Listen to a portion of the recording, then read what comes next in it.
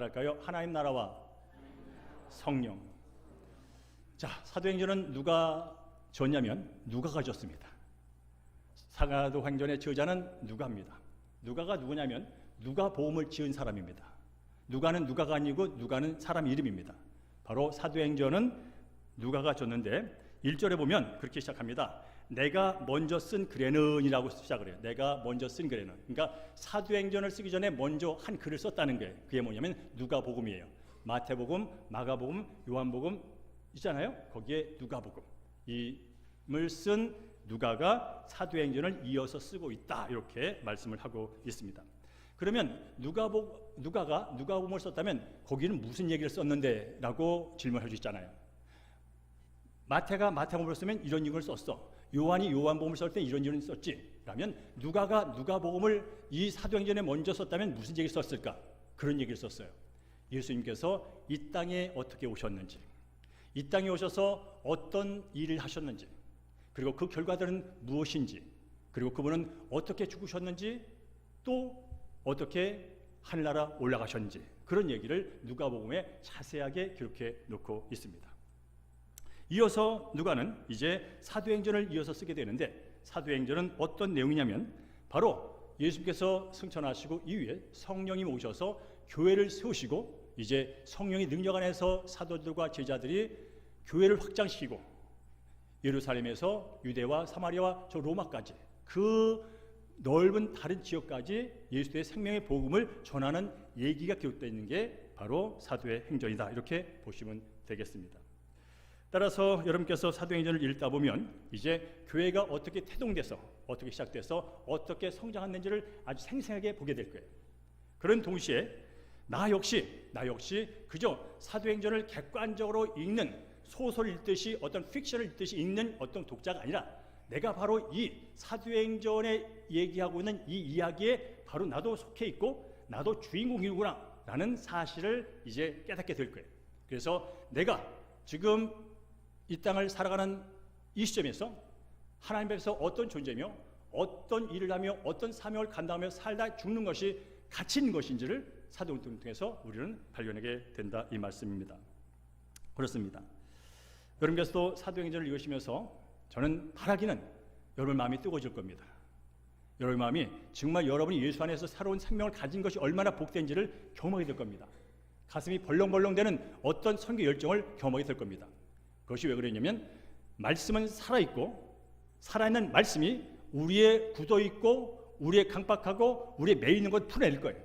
그 역사를 성령이 하실 거예요. 그러면 여러분은 여러분의 의지와 상관없이 내가 하나님의 자녀로서 공동체의 일원으로서 어떤 존재이며 어떻게 나갈지가 보이게 될 겁니다. 뭘 통하여? 말씀을 통하여. 그리하여 여러분께서 올 한 해 일상에서의 직장도 열심히 다니시고 사업도 열심히 하시고 관계도 열심히 하시면서 복된 삶을 살지만 진정한 복은 하나님과 함께하는 것이구나.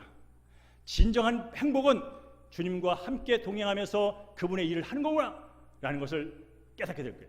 그러면서 내가 하고 있는 직장, 내가 하고 있는 사업, 이 모든 일이 값진 일인데 바로 주의 영광을 위하여, 주의 나라를 위하여 내게 주신 복이며 내가 감당할 일이구나 하면서 직장을 더 열심히 다닐 거예요. 사업을 더 신나게 할 거예요. 그리고 어렵고 힘든 일이 있을 때마다 그걸 극복해낼 거예요. 왜냐하면 우리가 바라보는 것은 잠시 있다 사라지는 것이 아니라 영원한 아직 오지 않은 것을 바라보면서 오늘을 살기 때문에 바로 힘들고 어려워도 그것을 믿음으로 이내고 말씀으로 이내고 거기서 오는 또 기쁨을 맛보며 살게 되는 아주 벅찬 24년이 될 줄로 믿습니다. 자, 함께 6절을 읽어볼까요? 6절 시작. 그들이 모였을 때에 예수께 여쭈어 이르되 주께서 이스라엘 나라를 회복하심이 이때니까 하니. 이 질문이 언제 드려진 질문이냐면요, 예수님께서 십자가에 달려 죽으시고 살림 만에 부활하셨어요. 그리고 40일 동안을 이 땅에 계셨어요. 부활의 몸을 입고 40일 동안 제자들을 몇 번 만나시고 제자들과 밥도 먹으셨어요. 죽었다 살아나신 예수님이. 그러니까 죽었다 살아난 예수님은 그 영적인 둥둥 떠다니는 존재가 아니라 실제적인 몸을 갖고 계신 분으로서 제자들과 40일 계셨어요. 40일 동안 계시면서 그동안 해왔던 메시지를 또 전하셨어요. 그것이 오늘 3절에 하나님의 일을 말씀하셨다는 뜻이에요. 40일 동안 있는 동안 그동안 3년 동안 했던 그 중요한 하나님 나라의 말씀을 이 40일 부활하시고도 하셨다는 뜻이에요. 그런데 이제 그 얘기를 들은 후에 또 제자들이 질문하는 거예요. 주님께서 이스라엘 나라를 회복하심이 이때입니까? 라고 질문하는 거예요. 자, 여러분들 이제 이 질문의 이해를 돕기 위해서 말씀드린다면 유대인들은 어떤 생각과 어떤 믿음을 갖고 있었냐면 그런 생각을 갖고 있었어요. 앞으로 하나님께서 이스라엘 땅에 메시아를 보내셔서 그리스도를 보내셔서 그야말로 이스라엘 회복, 지금 예수님 그 당시는 어떤 상태냐면 로마의 식민지, 로마에게 모든 주권을 빼앗긴 식민지 상태였어요. 그러니까 우리가 일본에게 주권을 빼앗기고 살 때 소망이 뭡니까? 해방이죠. 회복이죠. 주권을 되찾는 거예요. 마찬가지로 이렇게 지긋지긋한 다른 제국의 식민지로 사는 것이 얼마나 힘들어요. 그러니까 메시아가 오셔서 이런 정치적인, 군사적인, 경제적인 문제를 해결하고 더 나가서 우리 이스라엘 통해서 우리 이스라엘을 로마 제국까지 만들어가지고, 로마 제국은 인간이 신이기 때문에, 인간이 왕이기 때문에 아무리 왕을 정치를 잘해도 부조리가 있어요. 문제가 있어요. 갈등이 있어요. 싸움이 있어요. 죽음이 있어요. 그런데 이제 하나님께서 그 메시아를 보내가지고 이 이스라엘을 회복하시고 큰 나라를 만드셔서 정말로 하나님 원하시는 공의, 100% 공의, 100% 정의, 100% 평강의 나라를 이뤘으면 좋겠다. 그럴 거야 라는 믿음을 갖고 수백 년을 기다려왔단 말이죠. 그래서 이제 제자들이 예수님과 3년 동안 살면서 봤어요.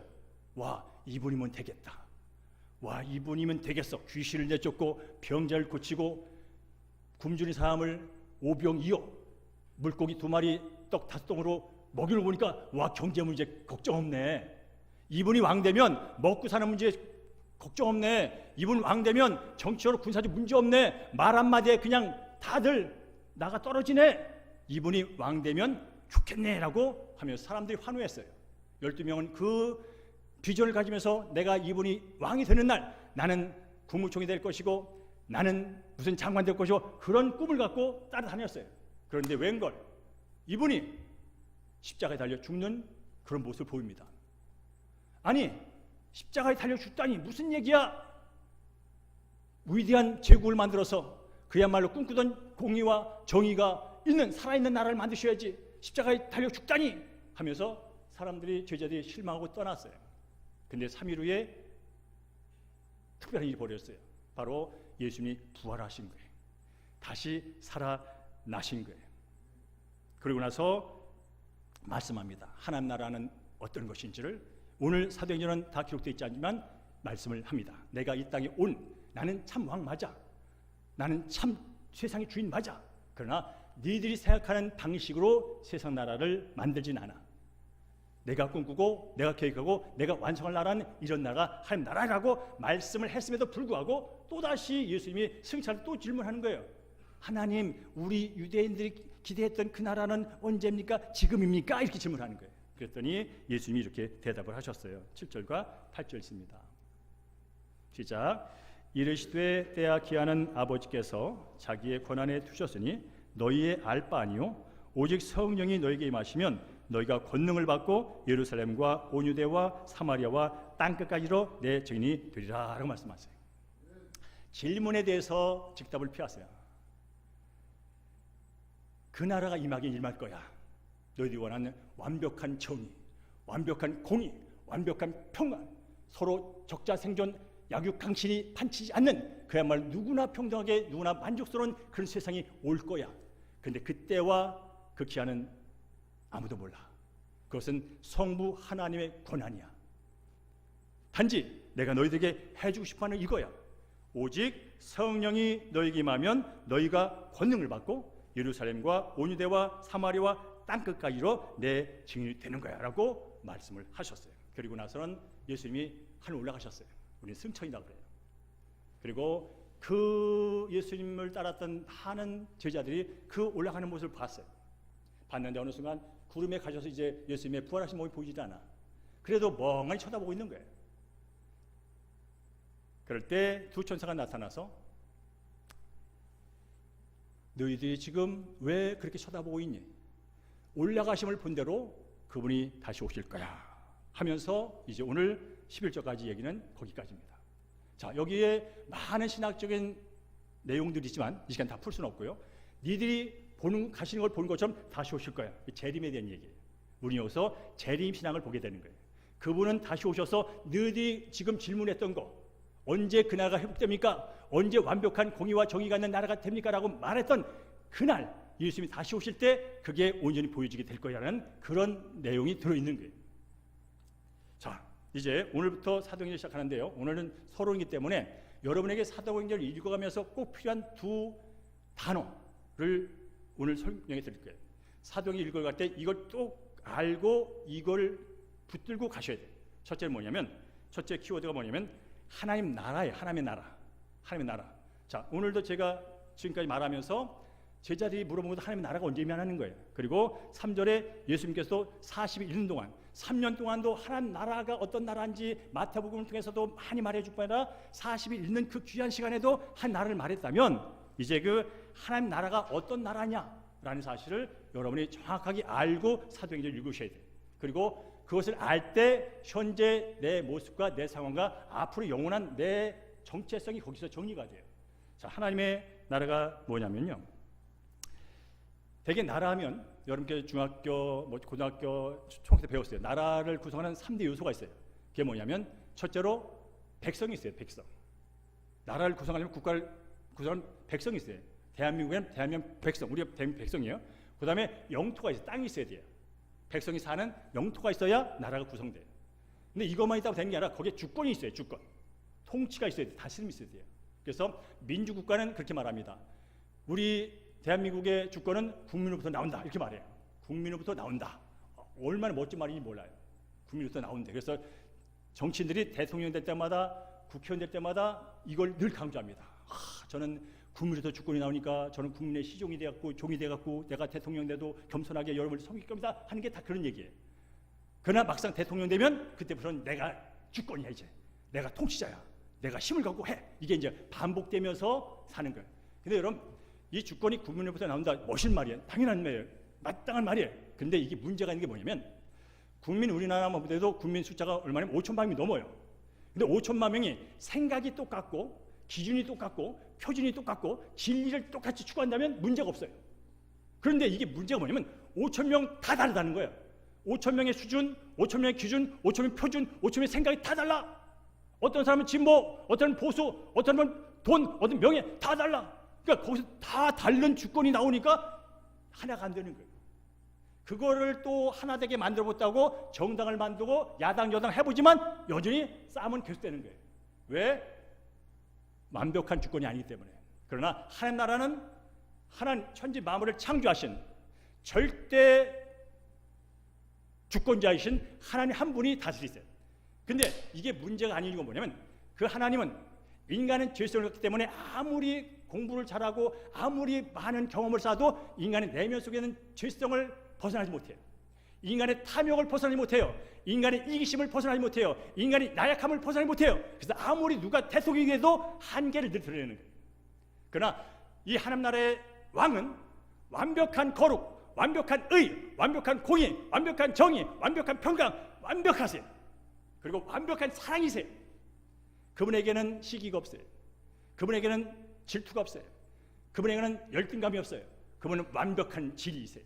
그러니까 완벽한 공의, 완벽한 정의, 완벽한 평강, 완벽한 샬롬, 완벽한 절대 진리가 이 백성을 다스린다면 그 완벽함이 백성이 누리는 거예요. 그래서 성경 말합니다. 한 나라는 먹고 마시는 데 있지 않다. 먹고 마시는 게 없다는 뜻이 아니에요.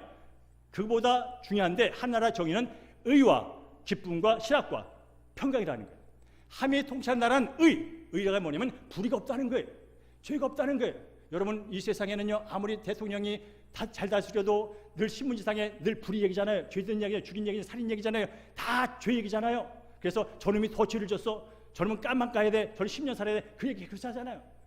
그러나 하나님이 다스리는 의 100% 옳은 의가 다스리기 때문에 그 나라는 불의가 없어요. 이게 살만하죠. 화딱지 안 나죠. 여러분 화날 때 뭐예요? 불의한 놈이 잘 사니까 화나잖아요. 죄 짓는 놈이 잘 먹고 잘 사니까 기분 나쁘잖아요. 그러나 하나님이 다스린 나라는 완벽한 의, 흠이라고는 찾아볼 수가 없어요. 불이라고는 눈곱만 굳어 찾아볼 수가 없어요. 그러니까 살만한 나라죠. 그 다음에 기쁨, 그러니까 기쁜 거예요. 여길 봐도 기쁘고 저를 봐도 기뻐요. 마음을 슬프게 하고 마음을 화나게 만드는 요소가 없어요. 왜? 그 절대적인 진리 하나님이 다스리시니까. 그리고 나가서 평강의 복이 있다는 거예요. 평강인 나라에, 평강은 샬롬이에요. 샬롬은 마음의 평강, 너와 나의 화해뿐 아니라 바로 삶의 필요, 기쁨과 행복을 가질 수 있는 모든 조건이 공급된다는 뜻이에요. 이게 샬롬이에요. 이게 형통이에요. 바로 하나님이 다스리는 천지 만물을 다스리는 모든 주권과 모든 것을 가능케 하시는 갖고 계신 그분이 그의 의로, 그분의 기쁨으로, 그분의 사랑으로, 그분의 평강으로 세상을 다스리니까 그 나라가 살만한 거예요. 그래서 우리가 꿈꾸는 거예요. 그 나라가 속히 왔으면. 그 나라가 속히 왔으면. 그러니까 여러분께서 이 하나님의 나라라는 개념을 가질 때는요, 죽어서 천국 가는 그 개념을 이제 내려놓으셔야 돼요. 몇 년 전까지면 그 개념으로 우리나라를 팽배했어요. 죽으면 천국 가. 그러니까 천국 가기 전에 잘 살아야 돼. 천국 가기 전에 봉사 많이 해야 돼. 천국 가기 전에 복 받아야 돼. 그런 얘기했는데 진짜 하나님의 나라의 개념은 나라는 어떤 영토적인 개념보다는 통치 개념이 우선한다. 여기서 말하는 나라는 베실리시아 성에 말하는 나라는 지역이나 장소를 말하기 이전에 하나님의 주권적인 통치를 말하는 것이다. 그러니까 내가 여기 있든 저기 있든 하나님의 통치를 받으면 나는 하나님 나라 백성이에요. 그리고 내가 여기 있든 저기 있든 하나님의 의로운 통치를 받으면 의롭게 살 수 있는 거예요. 내가 슬픔의 상황, 고난의 상황, 힘든 여건 속에 있을지라도 그 기쁨의 원천이신, 의의 원천이신, 평강의 원천이신 나를 다스리면 나는 그분의 다스림 안에서 슬픔 중에 기뻐할 수 있고 불안 속에 평강을 누릴 수 있고 이게 바로 하나님의 나라의 백성들이 누릴 수 있는 복이라는 거예요. 따라서 여러분께서는 이제 하나님의 통치를 받는 것은 바로 하나님이 주시는 복을 받는 것이다 라고 이해하시면 돼요. 편하게. 하나님 나라 백성으로서 내가 하나님의 통치를 받는다는 것은 바로 내가 사는 데 있어서 필요가 공급되고 복을 받는 삶이 바로 한 나라의 삶이다 이렇게 이해하면 돼요. 그러면 이 하나님 나라가 언제 누릴 수 있느냐라고 말할 때 이제 예수님께서는 이 땅의 공생을 생각할 때 가장 먼저 한 나라를 선포하셨어요. 수많은 할 얘기가 있지만 예수님이 가장 먼저 공적인 사역할 때 가장 먼저 선포한 말씀이 있어요. 그걸 보면 이제 하나님 나라가 어떤 것인지를 다시 한번 보게 될 거예요. 자, 마가복음 1장 15절 시작. 때가 찼고 하나님 나라가 가까이 왔으니 회개하고 복음을 믿으라 라고 말씀하셨어요. 예수님이요 제일 먼저 하신 말씀이 이거예요. 때가 찼어. 이제 됐어. 기한이 됐어. 뭔가 일어날 때가 됐어. 그게 뭐냐면 하나님가 가까이 왔어. 하나님의 통치가 이 땅에 임했어. 하나님의 통치가 나를 통해서 이 땅에 왔어. 이제 하나님의 통치가 실제 일어날 그런 시점이 다가왔다고 라고 선포한 거예요. 자, 예수님이 인간의 몸을 입고 오신 이 땅은 어떤 땅일까요? 성경에 보면 악한 자가 통치하는 땅이래요. 이 땅은 어떤 땅이냐면 악한 마귀 사탄이 다스리는 땅이에요. 세월은 아니야, 땅이에요. 여러분 아시는 것처럼 예수님께서 40일 금식한 후에 마귀에게 이끌려서 시험을 받습니다. 그때 마지막 시험이 뭐냐면요, 사탄이라는 놈이 예수님께 이렇게 질문합니다. 예수님 하나님이세요? 그러면서 야 나한테 절해. 그러면 내가 갖고 있는 이 땅 통치하는 통축을 너한테 줄게. 이 시험을 합니다. 여러분, 이 땅을 창조하시고 이 땅의 왕이신 그분에게 이 사탄이 말한다는 게 나한테 절해. 그럼 내가 했다고 사탄의 게임이 넘어가는 순간 그 주권이 누구한테 갔어요? 사탄이 간 거예요. 그래서 지금 이 세상은 악한 자 사탄이 지배하는 세상이에요. 그래서 죄 때문에 우리의 삶이 힘든 거예요. 내면 속에 5천 만 명 속에 있는 그 죄와 자기 중심성 때문에 늘 지지고 싸는 거예요. 부부가 할 때는 검은 머리 파뿌리들까지 살겠다고 하지만 살면서 갈등을 하는 거예요. 왜? 속에 다른 게 있거든요. 마찬가지예요. 대한민국 많은 사람이 있지만 여전히 지금도 신문상에 어떤 사람의 칼을 대고 하는 모든 게 뭐예요? 그 결과예요. 악한 것이 통치하는데 그 통치를 받고 어떻게 살아보겠다고 하는 사람들의 발버둥 속에서 많은 아픈 현상들이 나타나는 것이죠. 그러나 이제 때가 찼다. 하나님의 의로운 통치가 가까이 왔어. 하나님의 공의로운 통치가 가까이 왔어. 하나님의 기쁨의 통치가 가까이 왔어. 하나님의 평강의 통치가 가까이 왔어. 적자 생존 양육 강식이 아니라 진짜 함께 살 수 있는 그런 나라가 가까이 왔어. 그러니 회개해. 그러니 니들 사탄의 종이 되어서 너 중심적으로 하나님 없이 살던 그 갈등 구조 속에서, 전쟁 구조 속에서, 불평 구조 속에서 돌아서 하나님 나라로 돌아서라고, 하나님 나라로 들어오라고, 의의 나라 돌아와, 평강의 나라 돌아와. 회개가 그거예요. 돌아오는 거예요. 마음을 그냥 후회하는 게 아니에요. 너가 가는 삶의 패턴과 패러다임과 방식과 모든 걸 다 하나님의 의 쪽으로 바꿔 들어와. 이게 회개예요. 그리고 이 사실, 이 복음을 믿어. 내가 이 땅에 하나님의 통치가 임했다는 사실을 믿어. 이보다 기쁜 소식은 없어.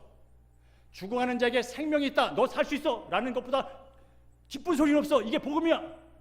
그러니까 이 땅에 하나님 나라가, 하나님의 통치가 임했다는 사실을 믿어. 이게 복음이야. 라고 예수님께서 처음에 말씀을 하신 거예요. 그리고 실제로 그래도 그렇지 여전히 힘들어요 라는 사람들을 위해서 한 나라가 이 땅에 어떻게 임한지를 보이는 그림이 뭐냐면 귀신을 내쫓는 거예요. 지금도 여러분 우리 마음속에 귀신과 사탄이 우리를 사로잡고 있어요. 제가 어렸을 때만 해도 귀신 들린 사람은 겉으로 드러났어요. 성경 보면요, 마태복음 복음서를 보면 예수님이 귀신을 쫓은 사건이 수도 없이 많아요. 귀신이 뭘까요? 사탄의 종이에요. 사탄이 하는 일은 뭐요? 거짓말쟁이에요. 속이는 자예요. 갈등시키는 자예요. 결국은 죽이고 멸망시키는 게 사탄의 하는 일이에요. 귀신이 그 수하에서 그 짓을 하고 있는 거예요. 근데 예수님이 그런 인간 하나님의 형상을 따라 지음받은 그 백성 안에 들어와서 거품 불게 하고 뒤집어 나고 화나게 하고 싸우게 만들고 하는 그 귀신들을 몰아냅니다. 이게 바로 하나님의 통치가 임했다는 증거예요. 귀신이 떠나가요. 사탄이 떠나가요. 악한 권세가 사라져요. 왜 그럴까요? 하나님의 의로운 통치가 이 땅에 임해서 예수님이 말씀함으로 인간을 괴롭히는 귀신이 떠나가는, 그때 사람들이 뭡니까? 자유를 얻는 거예요. 그때 참 평화를 얻는 거예요. 여러분 귀신한테 들려볼까요? 귀신 한번 들려볼까요? 여러분 어떤 상상이 있는지? 사는 게 아니에요.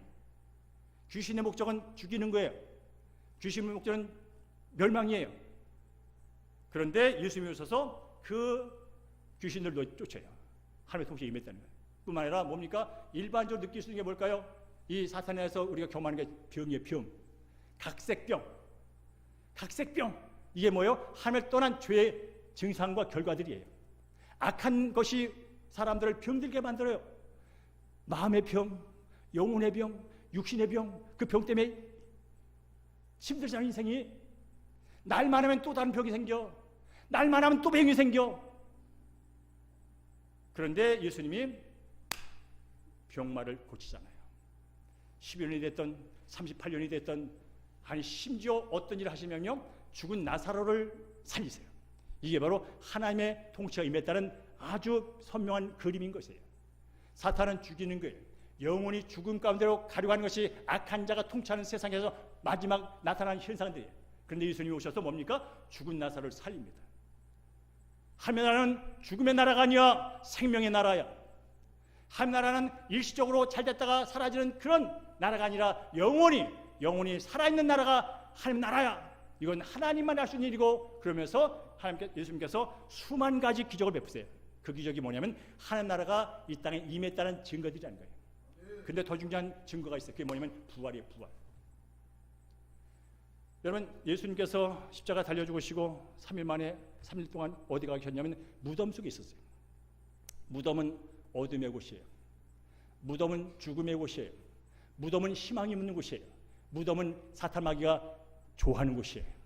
그리고 영원한 무덤 지옥으로 이끌 거예요. 그러나 3일 후에 예수님이 그 죽음과 어둠의 권세를 이기고 다시 살아나셨어요. 이게 바로 하나님의 통치의 절정이에요. 하나님의 통치는 살리는 거예요. 죽고 멸망하고 지지분하고 아프고 한 것을 살려내는 거예요. 이게 하나님의 통치예요. 한 나라에 죽음이란 존재하지 않아요. 하나님의 통치에 어둠은 존재하지 않아요. 그래서 하나님 나라예요. 그래서 우리가 그 나라를 꿈꾸는 거예요. 눈물도 고통도 없는 나라를 꿈꾸는 거예요.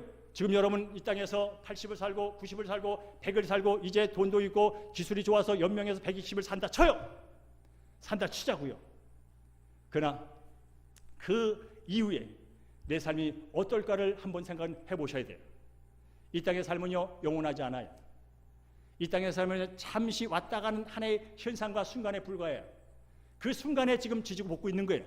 그 순간이 영원이라는 영금의 시간 속에 지금 내가 살고 있는 100년은 보이지도 않는 시간이에요. 근데 이 보이지 않는 시간이 기쁨 속에 보이지 않는 시간이냐, 절망 속에 보이지 않는 시간이냐, 소망 속에 보이지 않는 시간이냐, 이건 너무나 중요해요. 나는 바라기는 여러분들이 이 영혼 속에 보이지 않는 100년이 지지고 볶고 하는 그런 고통 속에 보이지 않는 시간이 아니라 이 땅에서 지구에서 주어진 이 시간이 정말로 영혼 속에서 주어진 보이지 않는 시간이지만 이 시간이 복되고 더 영원한 것을 소망하면서 오늘을 행복하게, 오늘을 복되게, 오늘을 여유있게, 오늘을 배려하며 사는 여러분 되기를 주님으로 축복합니다. 그러려면 내가 갖고 있는 것만 안 돼요. 내 경험과 내 교양과 내 지식과 내 알량한 어떤 것으로 그게 안 돼요. 내 내면 속에 있는 그것을 그렇게 하도록 내버려두지 않아요. 그리고 이 땅을 지배하고 있는 그 악한 세력이 나를 그 삶을 살도록 나를 내버려두지 않아요. 그러면서 우리는 그것을 이길 수 있는 어떤 것이 필요한데 그게 바로 성령이라는 거예요. 그래서 사도행전을 읽어가면서 두 번째 키워드는 뭐냐면 성령. 성령이라는 말이 계속 나올 거예요. 그래서 사도행전은 성령 행전의 말을 해요. 성령을 알아야 되고 성령을 이해해야 되고 성령을 받으셔야 돼요. 그래서 예수님께서 말씀하셨어요. 위로부터 약속한 것을 받을 때까지 예루살렘을 떠나지 마라. 예수님께서는요, 승천하시기 전에 제자들에게 미션을 주셨어요. 사명을 주셨어요. 모든 족속에 가서 복음을 전하라는 거예요. 제자를 삼으라는 거예요. 그런데 지금 당장 나가지 마. 지금 나간다고 사명이 좋다고 명분이 좋다고 일이 되는 게 아니야. 뜻이 좋다고 일이 되는 게 아니야. 그것을 행할 수 있도록 이끄시고 주장하시는 분위기 때문에 그래요. 그래서 성령이 하신 일이 뭐냐면요, 성경에 보면 예수를 드러내신대. 예수를 드러내신다는 건 예수를 높인다는 뜻이에요. 예수 그리스도의 주되심을 그분께서 알려주시고 예수 그리스도가 이 땅에서 하나님인 것이 드러나고 영광받도록 성령이 그 일을 하신대요. 근데 우리가 그 사명을 받았어요, 예수님한테.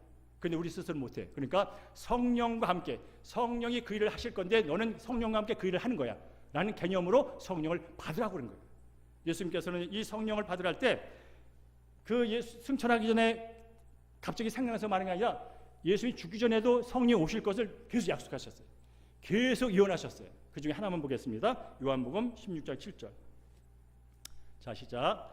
내가 너에게 실상을 말하노니 내가 떠나가는 것이 너에게 유익이라. 내가 떠나가지 않으면 보혜사가 너에게로 오지 않을 것이요 가면 내가 그를 너에게로 보낼 거다. 이거는 예수님이 죽기 전에 하신 거예요. 예언은요, 미리미리 한 게 예언이에요. 결과를 놓고 하는 게 예언이 아니에요. 예수님은 죽기 전에 나 죽을 거야도 해놓으셨어요. 나 십자가 달 주고 고난받고 주고 다 미리 해놓으신 거예요. 근데 제자들은 듣질 않았어요. 정치적인 위대한 왕이 되어서 이스라엘 로마에서 해방되어 로마보다 더 위대한 나라를 만들어서 정말 꿈꾸던 정의의 나라를 이끌 뿐 줄 알았는데 그분이 하신다는 얘기가 십자가에 죽는다는 동, 고난을 받는다는 동, 뭐 성령이 오신다는 동 들리질 않은 거예요. 들리질 않아요. 여러분 아시죠? 나에게 이익이 되는 말은 듣지 않습니다. 내 경험과 내 지식에 벗어난 것은 들을 수가 없습니다. 그래서 사람은 차이가 뭐냐면요, 지식의 차이예요. 내가 원함의 차이예요. 내가 원하는 것은 바싹 때도 들려요. 내가 기대하는 것은 스쳐가도 들려요.